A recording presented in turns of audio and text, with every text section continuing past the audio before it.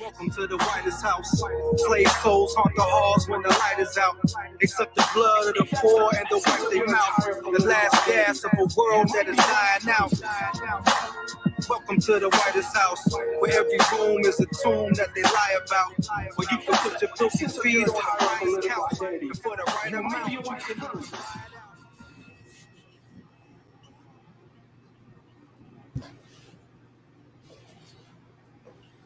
That's a really good intro.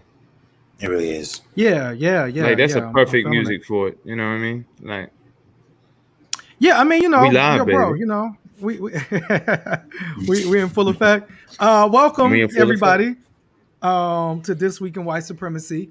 A lot of white supremacy on deck as usual, probably more than enough to get to. But if there is some specific story or something maybe that you as the viewer that are, you know, live watching would like us to talk about, like, feel free to like throw a comment in the chat. You know what I'm saying? Like, we can make it interactive. You know, I am Jasiri X. I'm the co-founder and CEO of One Hood Media, and I'm joined by this illustrious panel to the top, my top left, right, coming to you live from Georgia. I thought you wanted to be telling our location, but it's okay. Oh, my fault. You know, I forgot what he called it. That was gonna be my intro. Was I snitching? Yeah, but it's your girl. It's Miracle. I'm here. One half of the Wonder Twins, the country to the culture, and you know, I'm your resident, you know, correspondent for anything Jasiri doesn't like. And just here so I don't get fined. We got a lot of corresponding for you to do today. Man with the shades, what's going on, brother? I know, man. Sorry with the shades. It's the you know, it's the nigga the mayor love to hate, you know. We haven't even been 45 seconds. Hey man, you know, it's the waffle colored Wonder Twin, you know, all of that, you know. We getting started early. All right. And early. Needs less supremacy, man. What's going on? You know what I'm saying? Trouble needs less supremacy because I'm just trying to chill, bro. I just be chilling. Yeah. You are the resident, you know, chill. You kind of calm us down. You keep us on an even kill. You know what I'm saying? Like you should be opposite of Farouk. You all are like the polar opposites, you know, on the show. So we did. I mean, you know, we had Tom Brady on the cover. You know, we kind of coming off the Super Bowl, and you know, it was interesting. Defense wins championships. I mean, yeah, and it was cool to see, you know, the black coaches do their thing, you know, the fact and a woman, that, you know, and women, two women, black coaches. Absolutely. Yeah, large up Bruce Arians. Yeah, definitely. But I mean, it was, and I think the conversation through the week, and we really didn't get into it last week, was around like Tom Brady's kind of political stance in the past. And, you know, this is, you know, we showed the picture. Tom Brady was one of like Trump's earliest supporters. You know what I'm saying? I remember when he had the Make America Great Again hat in his locker. This is when Trump was on his like all Mexicans are rapists. This was like early on. This is early racist Trump. You know what I'm saying? It's like his old school racist hits. You know what I'm saying? But Brady was there. In fact, can you play the clip, John, of is Trump talking about Brady and Brady kind of talking about Donald Trump? Make apartheid great again. That's an old school. Can we? Man. That was the original slogan. That had to have been, man. That had to have been it. Because listen, does anybody? I wonder if anybody actually believes white genocide. We should talk about white genocide. I'm gonna tell you, bro. Like somebody actually. So. I wonder if Streets believes in white genocide. not to be not to try to you know brag, but I had a I guess this is Farouk just taking all types of personal shots this episode. So when I did my hold on, can you pause that real quick? Can we pull that back down, John? When I did my I did a residency in Bellagio, I was there with. I remember you telling me about this. Yeah, I saw. Hold on. Did you hear how he flexed? I didn't want to really flex like that. Bellagio, Italy. I come here and flex and say, like, you know, my sunglasses cost $500. Jasiri be like, you know, when I was in Bellagio. Little trip to Bellagio, Italy. You know what I'm saying? But it was I wish I remembered her name. Maybe Celeste can text me her name. But she was an author from South Africa, and basically that was her project. Her project is writing about how they presented this thing like white genocide was happening in South Africa. And obviously, like, it wasn't the case. It wasn't true. And so her whole thing was like about like how that lie of white genocide like came to be, and how, you know, white supremacists in South Africa like took it and pushed it like it was a real thing. But it was really about, you know, the fear that South Africans, because, you know, South Africans had political power, but they didn't own the land. The land was still owned by the corporations. And so it was that fear of like, they're going to come and take the land away from the white landowners, because that's where really the economic power lies. You know what I'm saying? So, but yeah, a lot of people believe that white genocide, and it might be something that, you know, as this thing plays out with the Capitol riots, maybe that's something they'll come into. But you can cue that video up, John. This is Trump on Brady and Brady on Trump. You know what I'm saying? For those that don't know. Trump. He loves Trump. He's been a longtime friend of mine. So we played a lot of golf together over the years. He's invited me many times to some of his great golf resorts, and we've had a lot of fun together. So we'll see what turns out of him as a politician, but he's certainly a great friend, and nobody supports their friends like Tom Brady or Donald Trump. That Comments? face was perfect. Nobody supports their friends. Nobody supports their friends like Tom Brady or Donald Trump, because I'm the least racist person in this room. It is wow. It is interesting how, like, you know, when you watch, particularly when you watch sports, like football is, I believe, 70 to 75% black. You know what I'm saying? Yeah. You watch, if you was watching the game, like, and you saying Tampa Bay without on defense, every single player is black. You know, you got all these black coaches. It is wild to kind of see these white athletes exist in this like very black system, but still be racist, or not only be racist, but be like, quote unquote, neutral to race. You know what I'm saying? Like you benefit from the labor and support and intelligence of all of these black people around you. However, when it comes to like their well-being or what they need, like you're like, you have this hands-off policy. That's pretty wild to me. You know what I'm saying? That we see that happening. It's always interesting. Go on. I be thinking about how, like, what if Colin Kaepernick said some shit like that? You know what I'm saying? Right now, during these, you know, trials that we're seeing, he'd be like Exhibit A. I mean, you know, and that's the wild part, because Colin Kaepernick, all he wanted to do was like police to stop killing black people, like that was so controversial. Like, and you know, Colin Kaepernick, it wasn't like Colin Kaepernick like went out there to try to promote what he was doing. He's just chilling in the corner, sitting down, minding his own business.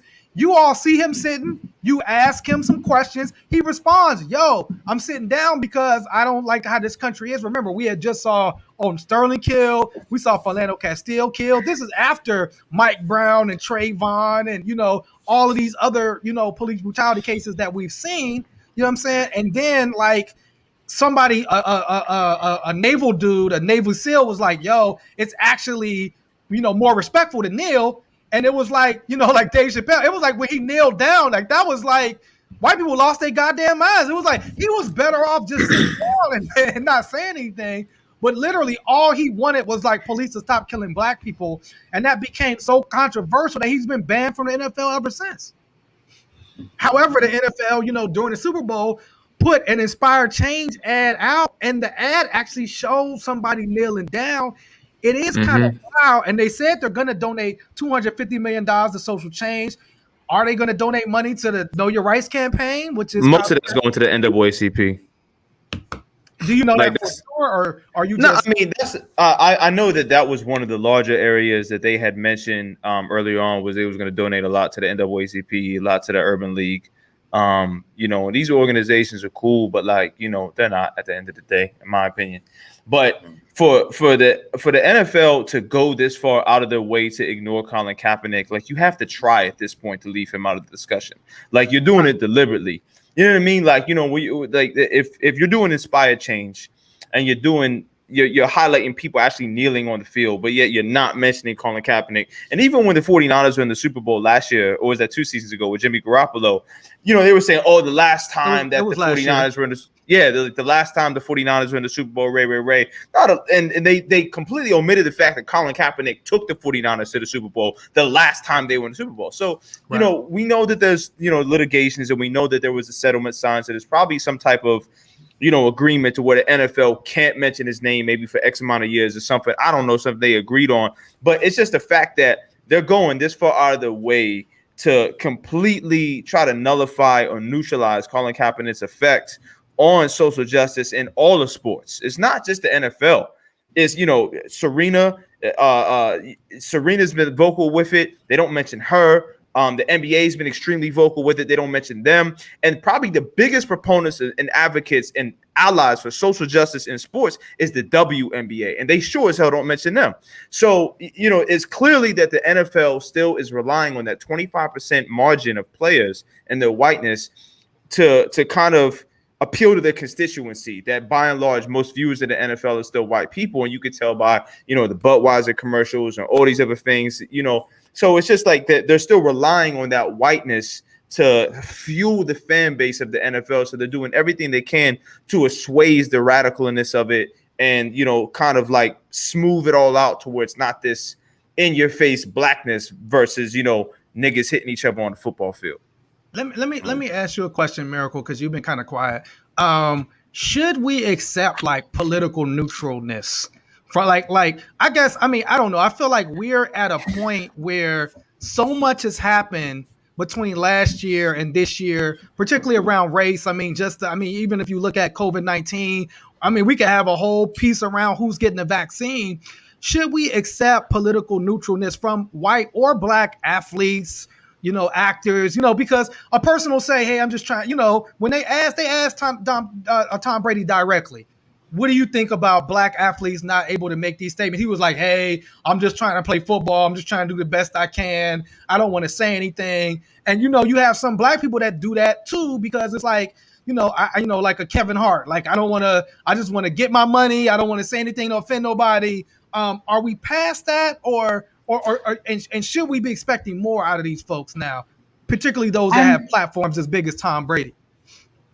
I mean, like, are they neutral when they're being scored less and not being able to get health insurance and investments because they say Black people lack cognitive sensibilities and so therefore they're not getting the CTE insurance? Are they, you know, neutral when they're not getting the same percentage on these marketing deals? Are they neutral when they're going bankrupt within like 5 years of retirement because of the crappy politics that's gone into their post career? So no, I personally would not be. I think that what these athletes could do if they don't want to be a Colin Kaepernick is to have conversations and, you know, behind the scenes. Like I said, the first thing y'all could do is make sure that none of these officers with crappy records are out here on the football fields are out here assigned to you and your coworkers.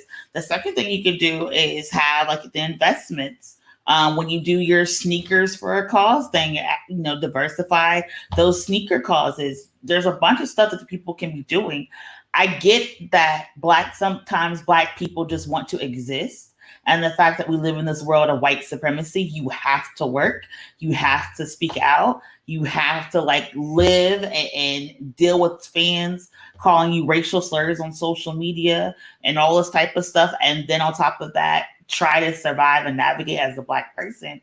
But I don't think neutrality is going to save you. We've seen people get cut in the middle of games. We've seen people be transferred. Yeah. Like, these companies don't care about you or your Black ass. So why in the world are you trying to like be palatable to someone who just sees you as something they can throw away and buy and sell?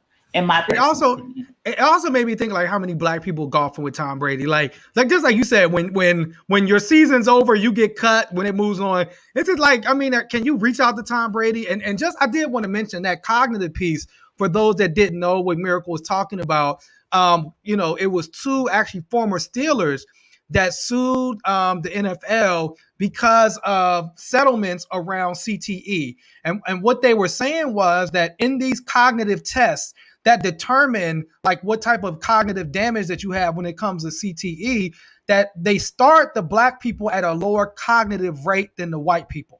Like that the test inside the test is inherent systemic and institutional racism. And so these NFL players sued the NFL, and this came out right before the Super Bowl saying, wait a second, like there's racism actually built into this test, and I can't have access, I can't get these benefits because it's telling me that, I haven't lost that much cognitive thinking because a black player's cognitive rate is like lower than a white person's.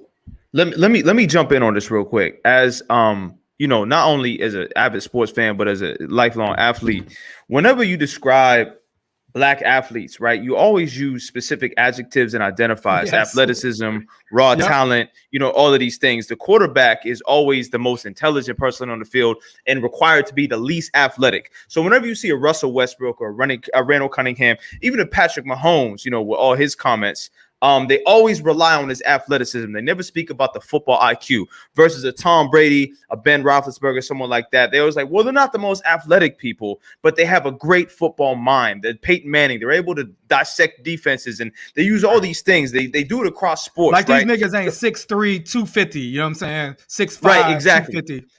So when it's talking about Tom Brady and his politics and everything like that, they and you think about it, it's like, well, you still look at this as this white man commanding these black people on the field because he has a far superior athletic sense. He might not be as athletic as them, but he's smarter. So he puts himself in a position to where he doesn't have to engage in that kind of hand-to-hand combat that exists in football. Right. And that's always been the way. Like Rush Limbaugh famously said that, Dante Culpepper, or not Dante Culpepper, the Philadelphia Eagles quarterback, I can't think of his name, wasn't intelligent enough to be a quarterback of a leading franchise.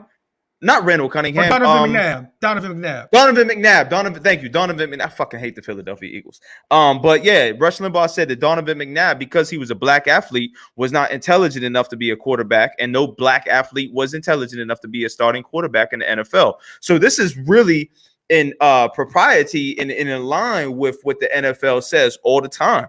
And this is the way that the viewership views it clearly. Yeah, and I mean, we saw that with Lamar Jackson, where it was like, he's an athlete, he can't play quarterback, he should just go play wide receiver, and he ended up being the MVP. There was also, just I guess on white supremacists and racism fronts, what was kind of, and I mean, the brother laughed. I mean, it's funny, but then it's not funny because you had, like we had mentioned earlier, the offensive coordinator for Tampa Bay is black. The defensive coordinator for Tampa Bay is black. The special teams coordinator is black. But I guess that was too many black people for this reporter who was interviewing Byron Leftwich, the offensive coordinator. And I guess he just thought that it was the other black guy. Can you play that video, John? Byron Leftwich was my man in Jacksonville still. And when he came to Pittsburgh. What was your number one goal on the defensive side to shut Mahomes down, shut that high-powered offensive down? What was your just look at his face goal going into that game? To shut Pat Mahomes down. I think you got the wrong guy. I ain't had nothing to do with that. That was Todd. That was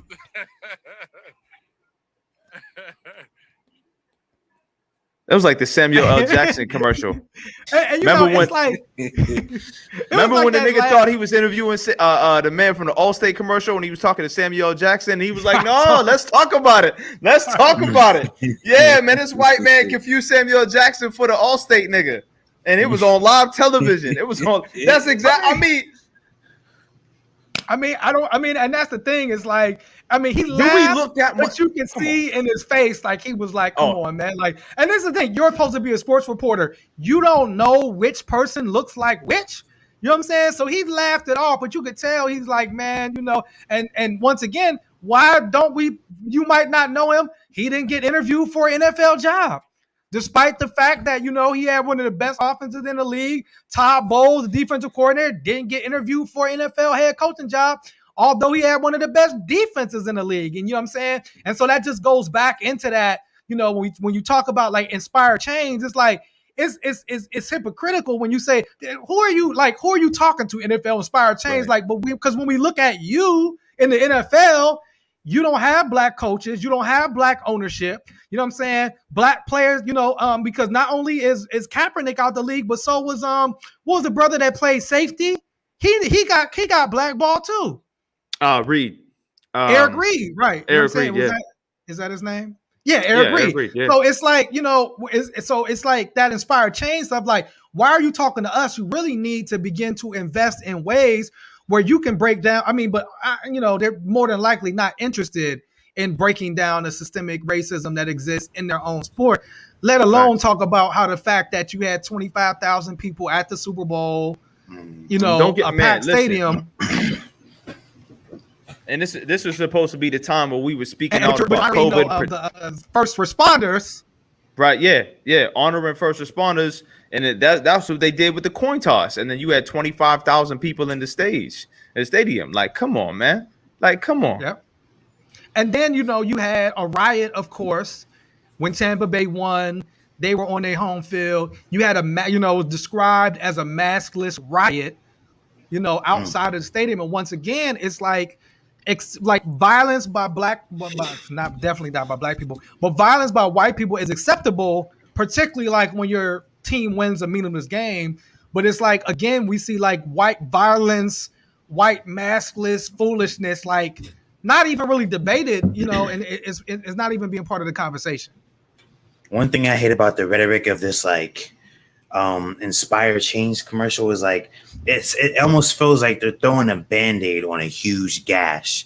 You know what I'm saying? Exactly. It's like, we have to, before we can inspire any type of change that you think this commercial is about to do, we have to acknowledge a whole list of shit. People have to take responsibility. Reparations need paid out. You know what I'm saying? And at this point, black people aren't the only people owed reparations, if we're being real. You know what I'm saying? It's like, if you really truly want to inspire change, let's make some commercials that educate these white people glued to the TV that show them exactly what they've been doing for centuries. But I don't know if that's work. I mean, we dealing right now. I mean, we have this, and Trump's impeachment. I mean, like, it's not. I mean, we have all of this evidence that shows what happened at the Capitol. You got 140 cops now that we found out that were injured at the Capitol. 5 people dead, including 1 police officer. 2 police officers committed suicide. You have all this damage that you've seen done. What if this happened at the Million Man March, man? Come on, man. What if that happened at the Million Man March? We be in jail right now. Like every black person ever. They listen. They would dig up black bodies just to kill them again. If that shit happened again, they're killing everybody. I mean, I think that's what. Yeah. So it's not really. I don't know if it's education trouble, and I say that to say, I mean, like, we're watching this play out in real time. And I mean, this dude today, like, laid out like Trump's tweet where he was saying, this is an act of war. We got to fight to the end. See you January 6th. See you January 6th. They were talking about Trump buying all of these different ads on ads. And so it's like, I mean, come on, man. Like, so I don't know if, I mean, you just had the lady, we talked about her last week. They let the lady go to Mexico. I mean, this is a woman that went to the Capitol, rioted, got inside the Capitol, and was unapologetic. She basically said, like, I'd do it again. She said, I didn't do nothing wrong. I'd do it again. They be making us apologize. I'm just real quick. They be making us bow down and apologize and, oh, I'm so sorry. And it's like, they want to, like, see you like bend your back. You know what I'm saying? And it's like, this woman was like, nah, man, I'd do it again. Oh, by the way, I'm going to Mexico. And so that's what I'm saying. Like, I don't know if it's going to play out like that. You know what I'm saying? Wonder Twin, help me out on this. This lady didn't just go to the Capitol to riot. She committed an act of domestic terrorism. Last time I checked, that's punishable by death, right? That's a federal. I mean, that's an act of treason as far as I'm concerned. I mean, I know I'm not judge, jury, and executioner, Was it Paul Mooney? Paul Mooney. Complexion for the protection. Because I'm just aghast. Like I literally, when I was in my criminal law class, this was not discussed because you didn't get your money's worth of Pitt. Listen, no, you can't just cross state lines to commit acts of violence. Those are felonies. And like, not that I'm over here like, oh my God, we got to arrest all these white folks and put them in prison. I'm just aghast at the fact that like they crossed multiple state lines to commit acts of violence. That is automatically a felony. You're in DC, that's automatically federal jurisdiction. You did all of this stuff and you're allowed to leave the country. You're facing an act of violence charge and you are allowed to leave the country. And not just leave the country. You can go on vacation, not for a funeral, not to get cancer treatment, not to say goodbye to a child or a loved one, just for a vacation. To a country where extradition laws are already a little choppy. To a country that was supposed to be giving us their worst, right? To a country that you voted for a wall to be built for. To a country where you want to send people back to. Hold up, man. I'm all types of confusion, right? I am just all types of confusion from top to bottom. So like, why are you trying to go to Mexico? Like, no, I did. No, that's not the politics, the actions. Something in the water isn't clean. They know something that I don't know. But people have these white people meetings and we're not invited to them sometimes. And I feel like this is one of those meetings that we're not all on the same page with. No, and it's interesting too because like they're who's the sister that wrote that book called Mediocre, talking about like white men. Because you had to take on Trump's lawyer, like I don't look. Somebody said this is straight up racism against white. That's hilarious, bro. That is funny as shit. Yo, why is the truth racism? This today. Hey, Mike, we got. Today. Hey, we'll put the article underneath, man. How is that racism? You know what I'm saying? Telling the truth about white people's racism against white people. Clearly. Just wait till our Terry Crews moment. Yeah, I mean, really. That is hilarious. I gotta comb my beard on that shit. I'm tired.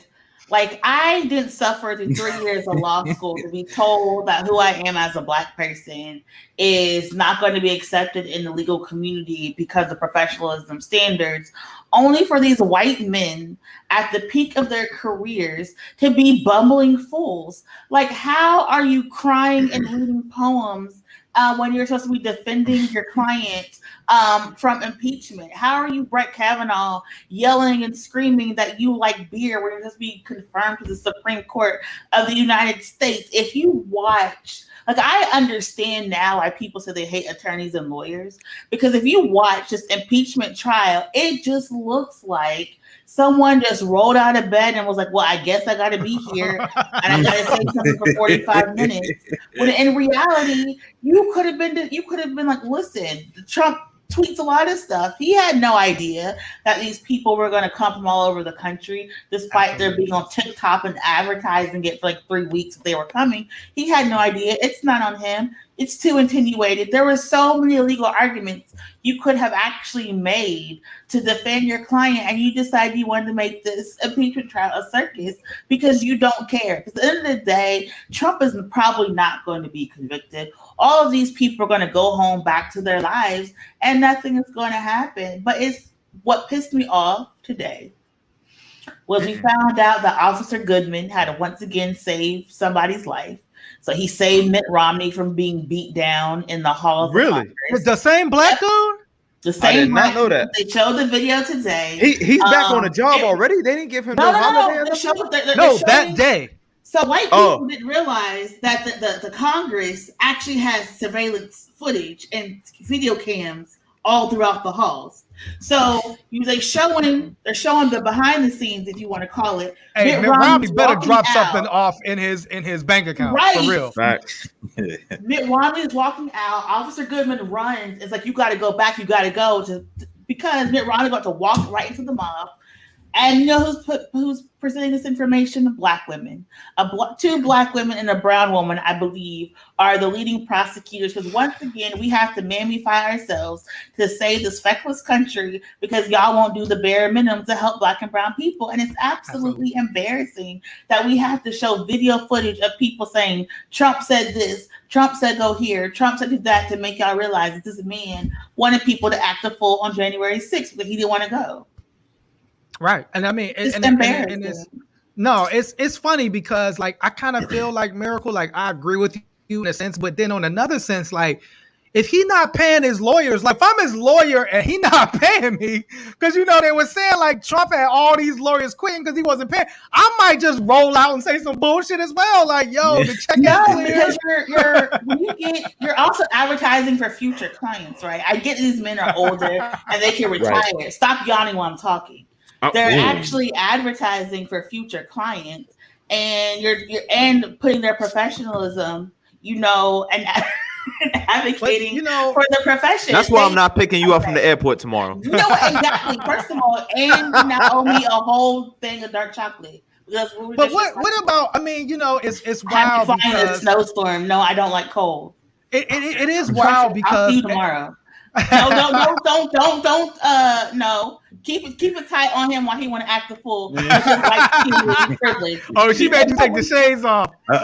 Hey, listen, if you know if the shades come off, man, get real, innit? I'm just gonna say that right now. What about? Listen, you gonna have to pay the pay, so it's fine. Well, I mean, you know, I think the problem, Miracle, really is the problem is, you know, it's not racism, it's not white supremacy.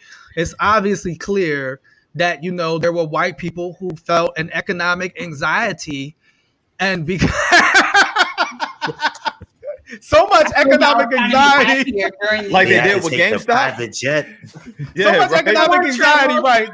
They flew a private jet to participate in it. I mean, but it is wild to see like mainstream media, like, you know, doing these deep dives on these insurrections and insurrectionists and terrorists that we never seen no deep dive on, like, hey, this is the background. This is why this, you know, Muslim person did this. We never see no explanation and background of their family and what happened. And you know what I'm saying? And to me, it's like, bro, black people, we've been poor. Y'all poverty has never been an excuse for anybody black doing any damn thing. It's always pull yourself up by your bootstraps. America's for everybody. What the hell's wrong with you? You know what I'm saying? Like that's always been real. So now when white people go in to breach the Capitol and kill people and injure 140 cops, they ain't got enough money. Well, welcome to the pandemic. Talk to your man that you want to see be elected. He's leading and responsible for a lot of this bullshit. I mean, it's just wild to me. It's wild. They got mad at us for coming to protest in Nissans. These niggas is taking. they got mad at Jasiri and I for coming up in nice cars, but these niggas is take private jets to the Capitol. Yo, we gotta get jumped by white supremacists. I think that's. I just wish, like you said, like, you know, like, hey, you know what I'm saying? Like, I've been, you know, have you seen any big breakdown of some background of any of the protesters that protested in Pittsburgh during the time? I ain't seen this is what they did in the background. This is what motivated. We don't get that type of coverage. You know what I'm saying? There's no interest in really breaking it down. Yeah, we do have Nissans, man. It's Nissan gang over here. You know what I'm all saying? kinds of gang shit, okay. Right? All kinds of gang shit. You get me? But I mean, it is wild to see, like, it's just the excuses that white people are given. You know what I'm saying? It's not, and it's like whiteness, like you said, the complexion for the protection. Whiteness allows you a different status and play. And to me, it's really like, it's showing me, and maybe you can, you know, break this down for me, Miracle, that like the laws are really just for black and brown folk. And the law is really for black and brown folk to submit and be as submissive as we can be inside of this white supremacist construct, because these obviously these laws don't apply. I mean, you know, the woman in Western Pennsylvania, Rachel, whatever her name is, you mean the yoga? had yes, who had the mother of eight. The mother of eight. and then remember what isn't that how many fingers Jason Pierre-Paul got? Remember Octomom? Is she like the new millennial Octomom? I guess, man. But look, so they were gonna let her out. They were gonna let her out, Miracle, on $10,000 bond, right? $10,000. That's almost one for each children. One for each children. The grammar, man. Trouble, bring us back. Trouble. I'm off the. I'm on one today. I'm almost finished with my point, Miracle. Like, they were gonna let her out. There's video of her like directing, like she wasn't just there at the Capitol chilling. There's like video of her directing people, leading people. They were like, she's in charge, but they were. I mean, she got 8 children. Are you surprised? She's probably real good at giving direction. Bro, I was just about to say that, bro. She got 8 of them things. She probably amazing at that shit. No wonder why they followed her. They're like, oh, that lady knows what she's doing. Let's follow her.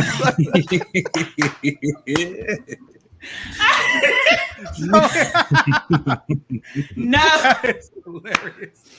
So is there? So is it just laws don't apply to these white folks, Miracle? I mean, is that what they teach y'all? Help us. They teach us. There is. Comb my Judges, lawyers, prosecutors are able to exercise discretion.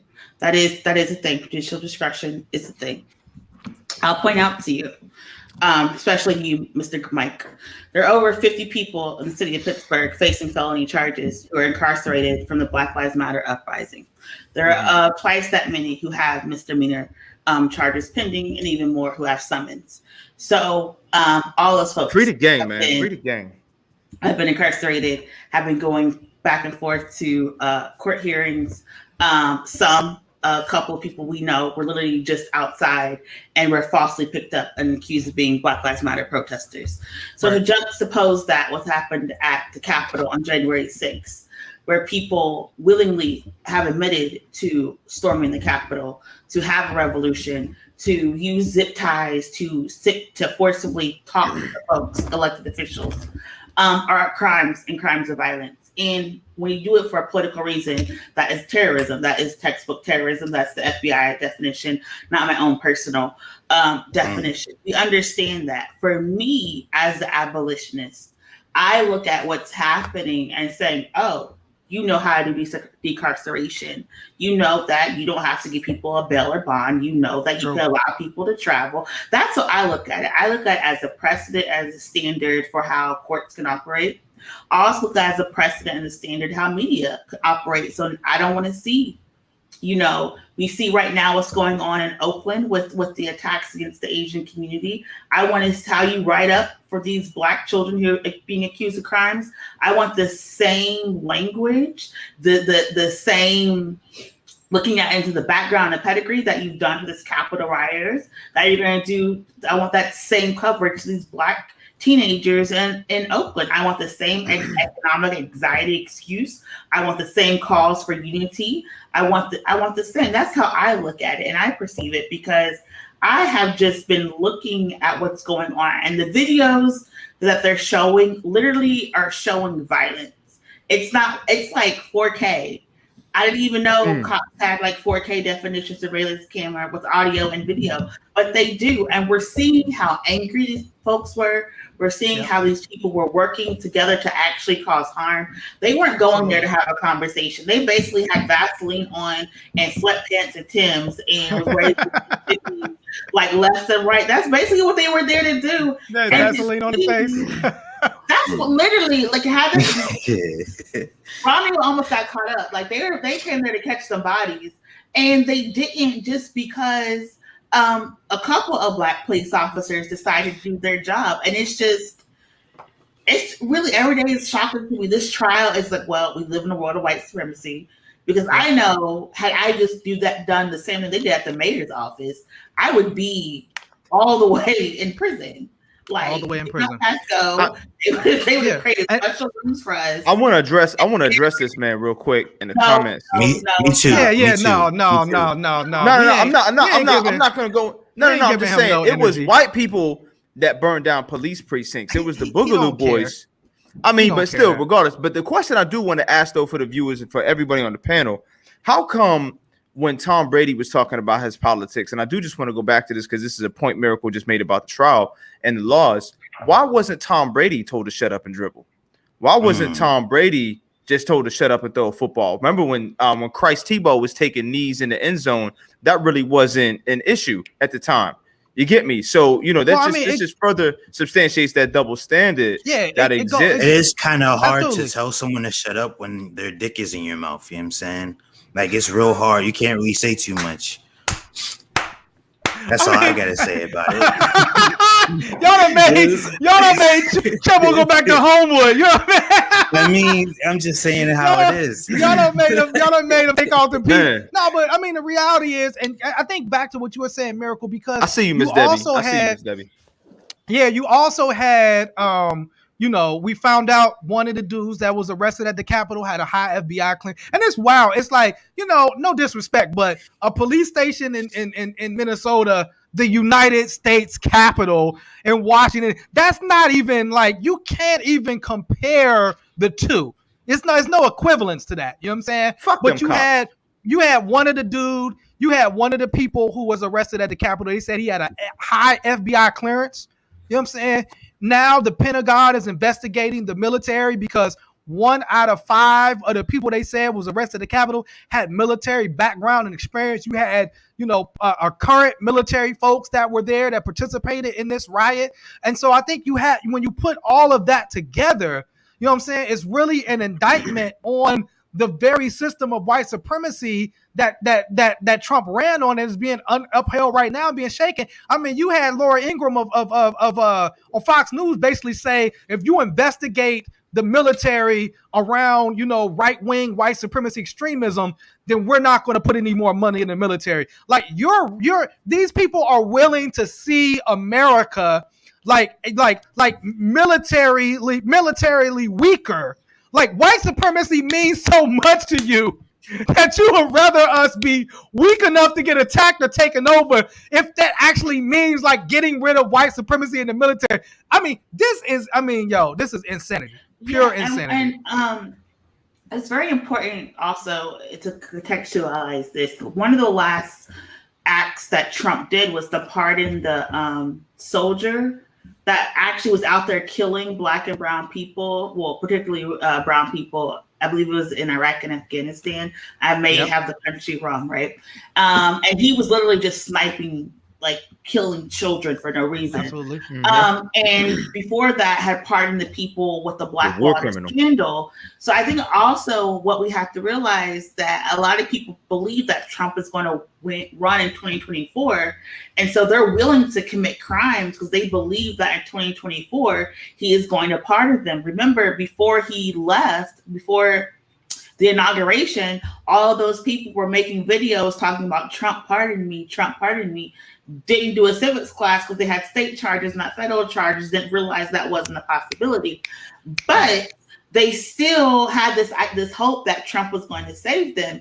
And so we need to understand that, like, why we try to be like, oh my God, they have economic anxiety. No, they thought they could go act the fool in the nation's capital and get away with it because they were going to get pardoned again, probably because they don't believe in funding the public schools. So therefore they didn't have appropriate civic education to let them understand the difference between the jurisdictions. Also, another thing what I personally don't understand is, like, if economic anxiety is the reason why you're storming the Capitol, why are you not demanding investment in your communities from these elected officials, whether it's student loan forgiveness, whether it's debt forgiveness, whether it's Medicare for all, so that you and your families. Remember, the majority of people who died that day died because they had medical issues and like anxiety attacks, heart attacks, health reasons. So why are you not advocating for that? That's what confuses me. Because if you were if they were like, we're storming the Capitol to get student debt,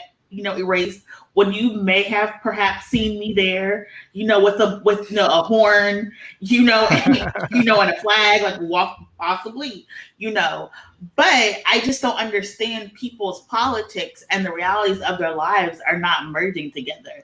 And so when we say it must be white supremacy, that is this glue that is binding all these people together. This is why, because there's really no political reason for you to do this stuff, because the policies you're advocating for are not in your interest. Right. Did anybody see the mayonnaise shaman say Trump was dishonorable? Did anybody see that? Nah. He just came out today and said Trump, he's trying to. Can we just think the mayonnaise shaman has basically verified that hats are like basically the makeup for men? I just want to put that out there, because if you have seen the before and after, no hat fishing here. You get me? First of all, we ain't talking about you. What did you call yourself? I'm just saying. You and A$AP Rocky say you pretty every single day. Stop it. I'm not talking about that. I'm just saying. If you look at, but just like you said, I think you broke it down, Miracle, and that's always been a thing. Trump passed this $1 trillion tax cut for the richest people in the country. And it was supposed, Trump, was supposedly gonna restart and revamp the business and the economy, but it did the opposite. And in the midst of a pandemic, when billionaires are being created every day, we still have millions unemployed and millions facing eviction. So you're right. If it was really about economic anxiety, if that was the case, you would be talking about Medicare for all. You would be talking about canceling student debt. You will be talking about, an unemployment program. They were there. When you look at it, they were, you had one of the Capitol police officers who was black. He said, I was called nigga at least 15 times a day. I don't know what more evidence that you need to show that these are white supremacists and that follow Donald Trump and how they behave and what they say and what they believe in. I don't know what more evidence, but we got a whole bunch of shows. If you want to kind of go back and look at them, you know what I'm saying? So I do have a question. I'm not gonna lie. So my question is, if people go ahead. If you see people talking about white supremacy, right, and you get offended by that, what does that make you? You probably racist. Look, you had a country music star, Morgan Wallen, get caught on camera using the N-word, and this motherfucker went platinum. He went diamond the next day. Come on, bro. 65% increase in streams. 65%. That means that's the shit they want to hear, bro. I'm saying. What did Jay-Z say? It says a lot about you if you're not feeling us. Come on now. Y'all, racism is popular. Anti-blackness is popular. We have to be we have to be honest about that. If Fox News was just talking about conservative values and not talking about how scary black and brown people then they would not have the ratings that they do. We have to be very honest with ourselves. The news, they literally darken black people's faces when they talk about black people, because it makes us look scarier and older than we are. Yeah, there's money in bigotry, and I don't know. I know traditionally it was called yellow journalism, and that has been now discarded as a term. I do apologize, but I don't know what the new term is. But we basically established the news media runs in bigotry and xenophobia. Absolutely, that's just how that's their bread and butter. Yeah, and you got and you got and our little our shortest month of the year, Black History Month. In Utah, which is a pretty white place, you know what I'm saying? I've been there a few times.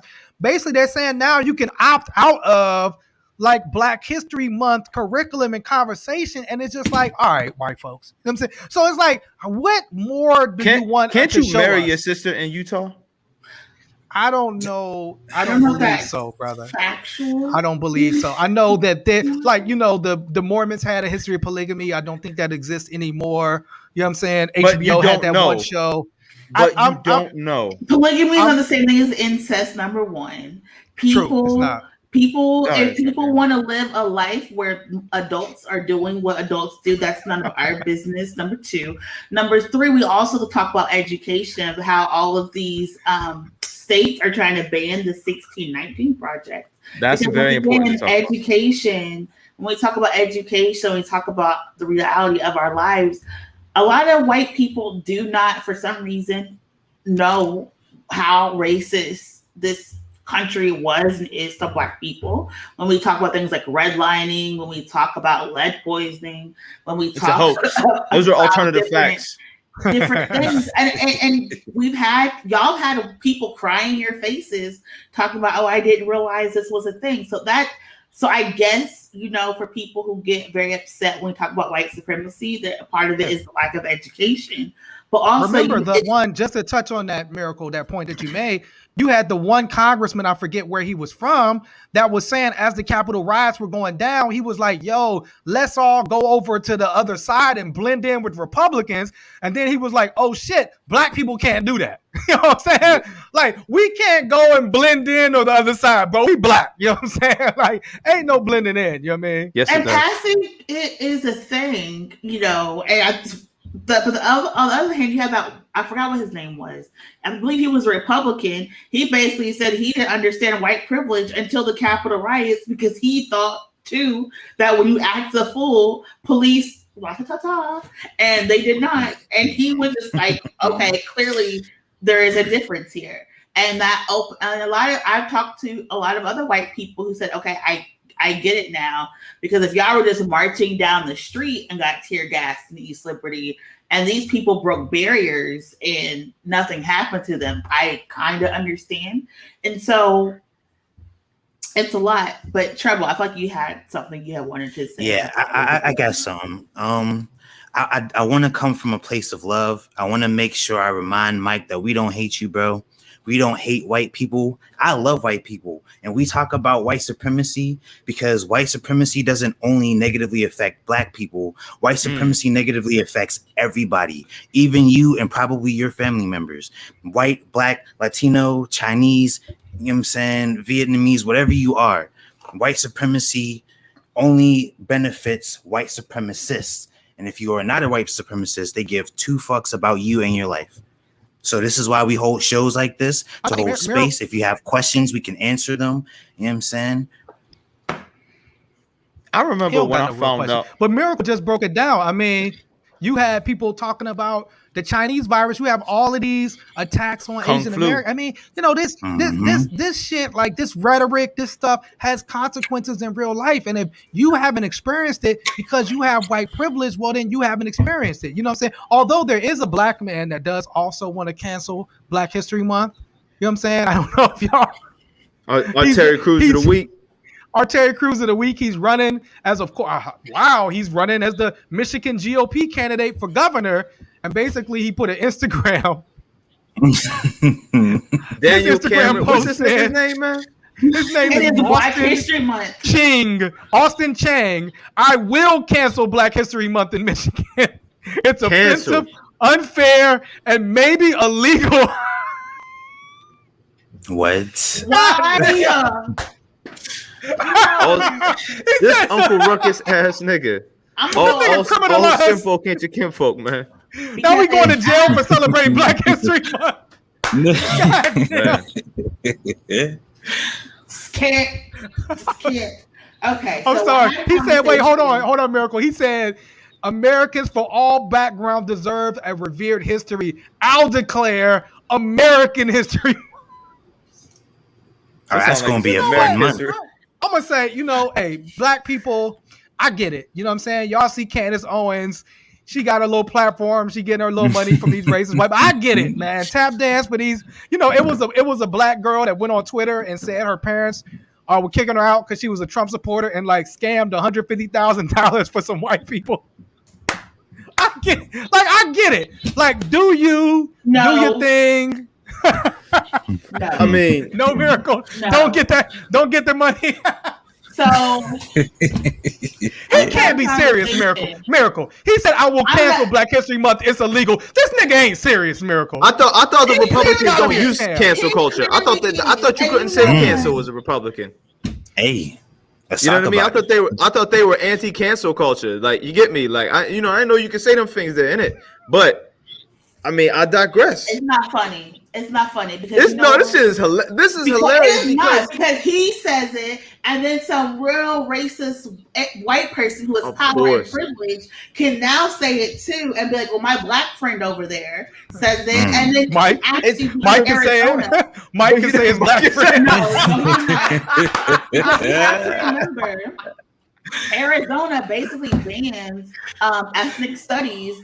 In their region, like we cannot have this conversation. We can't read the 1619 Project. We can't read them of the Black Panthers in Arizona. And to even take this further, when we talk about Black History Month, and I was having a conversation about Judas and the Black Messiah, and I was talking about how art is one of the ways that we preserve institutional memory as Black people. Because if you remember when they firebombed the church in Alabama, they did that because it was a school. Because all throughout the 50s, 60s, and even to the 70s, they were firebombing Black schools because they were teaching Black people.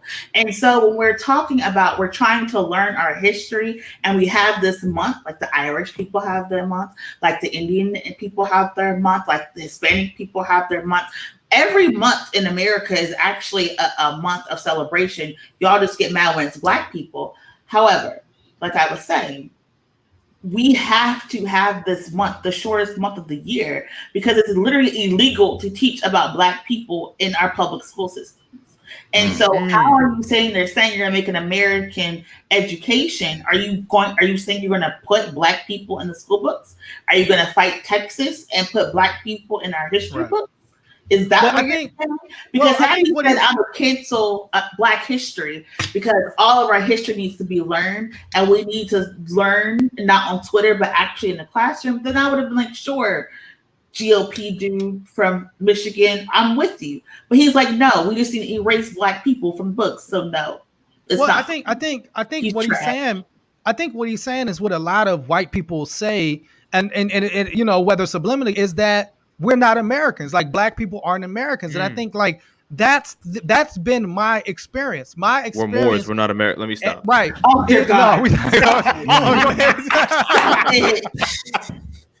Let me stop before Orlando come back in his comments. No, but for real, like we're not treated equally. I mean, you know, as Americans. I mean, you know, and over and over, like we've seen and experienced, whether it be, you know, police killing. I mean, you know, it was a story about police in Phoenix where they actually made a coin commemorating when they shot somebody in the groin at a Black Lives Matter protest. They made a coin and like passed it around. Like they don't give a fuck about Black people or Black lives. We don't get protected by the police. We don't get protected by these laws, and white people can just run up and break laws and do whatever they want. So I think sublimity, he said, I mean, you know, just to further, you know, this was something that this was in Arkansas. I don't know if this is where Mike's from, but this is where in Arkansas. Can you put that picture up from Arkansas, John? And this was a billboard going into Arkansas. You know what I'm saying?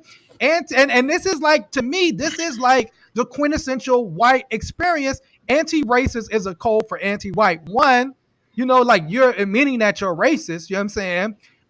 Two, it says, welcome to Harrison. Beautiful town, beautiful people, no wrong exit, no bad neighborhoods with this white family on it. And the idea that like your whiteness, you know what I'm saying, is what makes you beautiful, is what makes you good. You know what I'm saying? Like, and that's, and then the bad neighborhoods part. We gotta talk about that part too. Like, what that mean, bro? What you trying to say?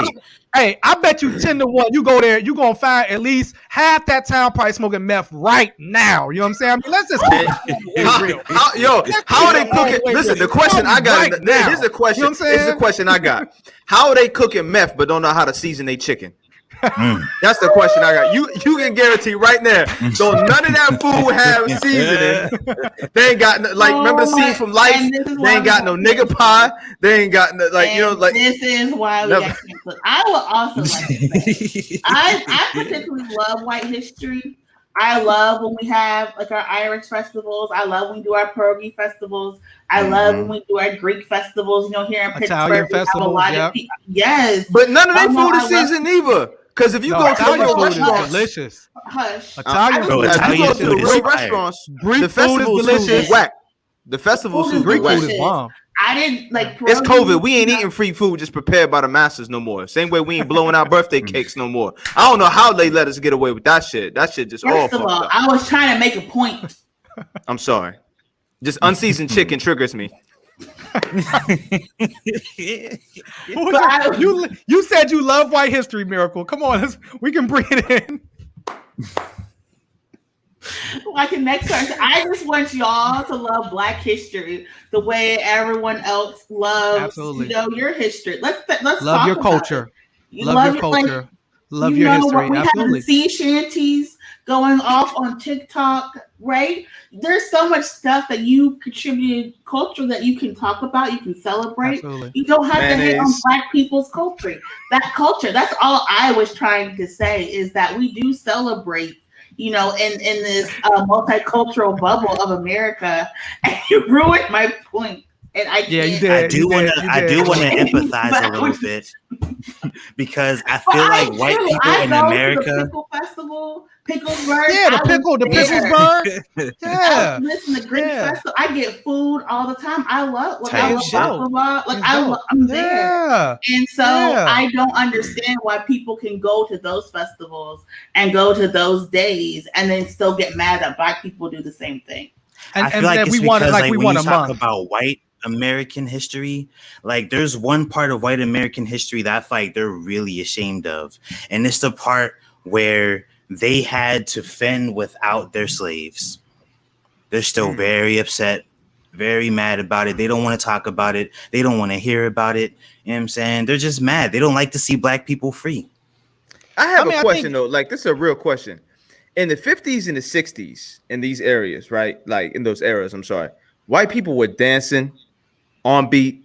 The shit was like, it was a great time. Like, you know what I mean? In the 70s, when Black folks became aware and took to the streets, like Miracle was saying, that's when these things became an issue, right? That's when and I said last week, and I believe the week before that, when Black people, and this touches on why the GOP brother doesn't want to consider us Americans, when Black people started considering our rights human rights, that's when it became an issue. So you're viewing us as still 3/5 of a man. And no, go ahead. I was going to say it's been an issue. I wouldn't even, I mean, because I think if you go back, it's been, you know, I was just hearing somebody talk about the fact that, you know, when Black people came back from World War II, it was like you had Black people that had more rights. You know, this is actually, you know, James, I did a conversation about James Baldwin, and this is one of the things that James Baldwin talked about was that, you know, you had more rights and freedom overseas and then you had coming back in America, but you also watched white American soldiers treat German prisoners of war better than they treated the Black people that fought on the same side as you. And so I think you have all of these things kind of happening, but we've never, I mean, that's the ultimate thing. It's like, you know, in order to actually have real liberation for everybody has to have access to the same amount of, you know, whether that be capital, resources, and justice. And like, we still have not reached a point where everybody has access to it. And if you believe that everybody has access to the same amount of resources and justice, and that there's no systemic and institutional racism that exists, then you do need to study white history. You actually need, not stories. Not George Washington never told a lie, because that's bullshit. You know what I'm saying? Like, not stories, not Paul Revere screaming and riding a horse. Like, these are fables. I'm talking about real white history. Go study the compromise. You know what I'm saying? That took place when white soldiers were taken out of the South. You know what I'm saying? And it led to Jim Crow. It led to the Ku Klux Klan. It led to lynching of Black people for decades. Like, that's the white history you need to study. And so, like, instead of, you know, I mean, you know, cool, you find out about Rosa Parks and Martin Luther King, but that's really what it is, trouble. These people don't know. A lot of them are not reading a book. And that's why when you start talking about 1619 and somebody says, no, here's some real truth. that puts a real mirror to what happened in America and the black experience. And 1619 ain't even no super radical breakdown, but then white people get scared because if their children, it's if white children read what happened to black people, and if white children begin to look at the black experience, then maybe white children will begin to actually deconstruct,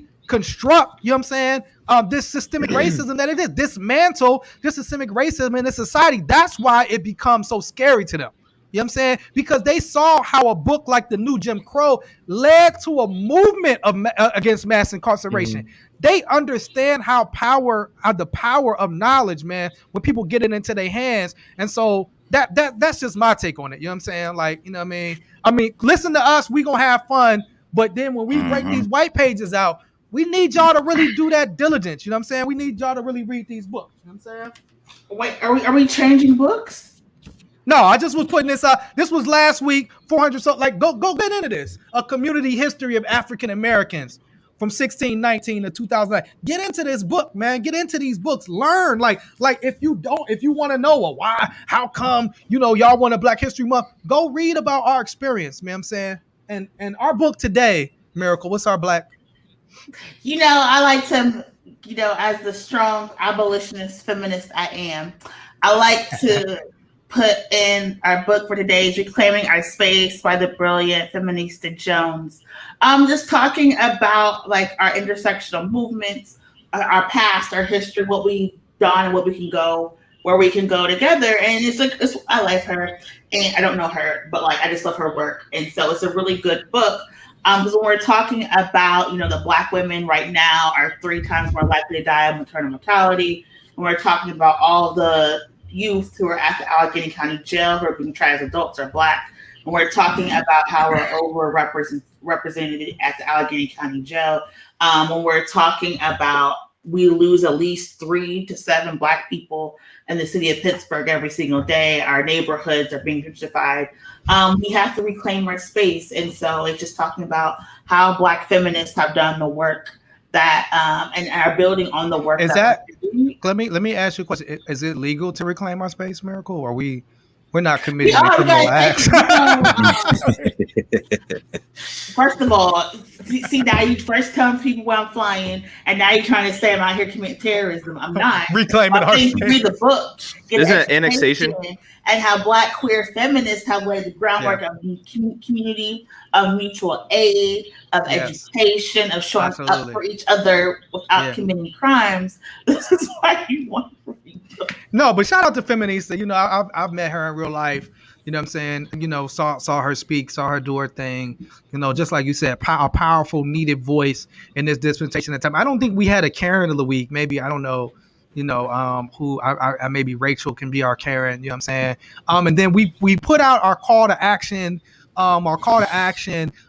In Pittsburgh, we're still trying to collect signatures for Breonna's Law. This is sponsored by the Alliance for Police Accountability. But basically, it's a to prevent no-knock warrants. Breonna Taylor was killed because police busted into her house with a no-knock warrant. Basically lied on the warrant. She wasn't committing any crimes. She didn't do anything wrong.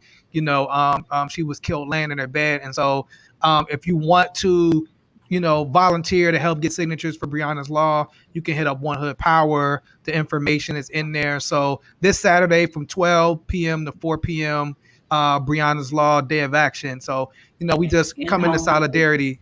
Yes. In Homewood. Any other stuff that I missed out? And we'll be, and in addition to that, the other ballot measure is to stop solitary confinement as a punishment at the Allegheny County Jail. Well, just the use of solitary confinement at the Allegheny County Jail. They do it for people who have mental health issues. They do it for people who are trans, gender conforming, people who have intellectual disabilities. They're just allegedly putting them in solitary confinement. And so we're that's the second part of the ballot measure. Come out Saturday from 12 to 4 to help us collect signatures. Speaking from experience, solitary confinement is terrible. Yeah. Stop that shit. Absolutely. Absolutely. Unless you was at the riot, Capitol riot, and then put them inside. put them motherfuckers in solitary confinement. Eh? Yo, we're working on transformative justice. We're not like we're different. No, I'm an abolitionist right up until there. Transformative justice, is that apply to Decepticons or Autobots? Wow. Oh, okay, I get it. That was weak. That was corny, bro. So hopefully, and then I would just say, get your long johns on if you're gonna be outside this weekend. Get your long johns on. You know what I'm saying? It's the coldest day of the year. Coldest day of the year. Wow. When today? Snowstorm. This weekend. When y'all want me to come back to the. So, is there anything else? Anything we didn't cover? Yes, there is. It's Valentine's Day coming up on Sunday.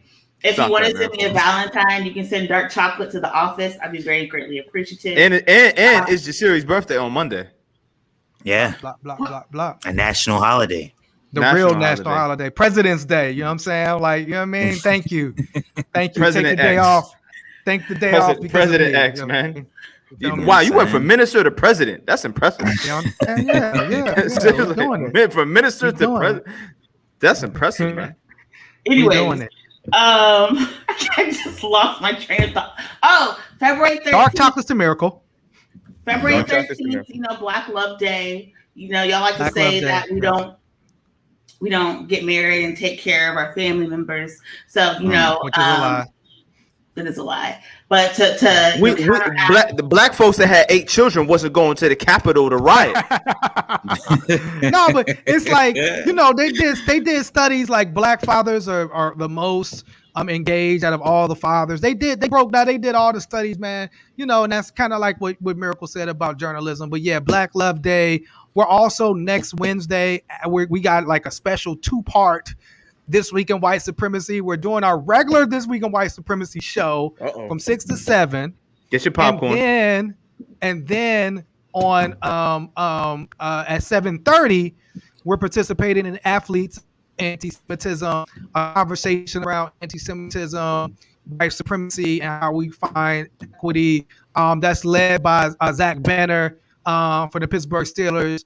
Shout out to Zach Banner. Josh Bell is going to be on there, as well as a sister from the Washington Mystics, Alyssa. It'll be a dope conversation, as well as the rabbi from Tree of Life is going to be there. The Holocaust Center of Pittsburgh is also sponsoring it and doing a lot of great work on it. So it should be a dope conversation. So we're going to give you a double dose. We're out here fighting soldiers against white supremacy. Yeah, needs less supremacy. That's what we need. You know what I'm saying? You feel me? Yes, and I'm putting our Black excellence in the chat because we didn't get to it. But when we talk about why so many people are sick and dying of COVID-19, and some of us said it was racism, y'all were like, no. Apparently it was, because the reason so many of the issues are going on with the vaccine is because they tried to steal this Black woman's intellectual property and bumbled the rollout. So, like, calling your folks. Tiffany Tate was out here trying to create robust data tracking systems to combat COVID-19. And instead of listening to a Black woman and paying a Black woman what she was owed, they tried to steal her stuff and messed up for all of us. So. Man, shout out to Tiffany Tate. Shout out to, Black women in general. You know what I'm saying? Just like you said, taking on a majority work. But of course, that's not racism. That's just, economic. Sexism and patriarchy, I know. And white supremacy, and capitalism, and then also, when does Judas and the Messiah come out? Is that the Friday? 12th? I think it's the 12th, but Friday, it's Valentine's Day, so much love and stuff comes out this weekend. Absolutely. So I hope whether you're single or not, whether you're polygamy or not, whether you're cheating or not, I hope that you give people their chocolates. I hope that you send to Siri a birthday card for Monday. Please. So Celeste won't kill us. Please do not email to Siri on Monday or ask me to work on Monday. None of us want to get fired. Just send him a happy birthday. Yeah, just happy birthday. You know what I'm saying? Shout out. So I think that's it. Thank y'all for listening. You know what I'm saying? Thank y'all for your comments. And we will see y'all next week. Is Blacklight? Peace and love. Oh yes, Blacklight. Blacklight. Oh my God! On tilt Brittany tomorrow. Chantel. On tilt tomorrow. On tilt is tomorrow before we go. 12 o'clock always. And then Blacklight with Brittany Chantel and some other dude. You know what I'm saying? It's you want to talk about Blacklight? Not now. That's gonna be the lightest skinned Blacklight in there. No. Oh shit. I'm sorry. I couldn't resist. Oh, very well played. I feel like y'all should speak about that on Friday. That's light skin crime. You know what I'm saying? I told you I'm choosing violence every single day. Y'all thought it was just me, but now y'all in the crosshairs too. I told y'all. Wake up. Hey man, peace, y'all. Good night, everybody. Go home. Good night, y'all. Peace out.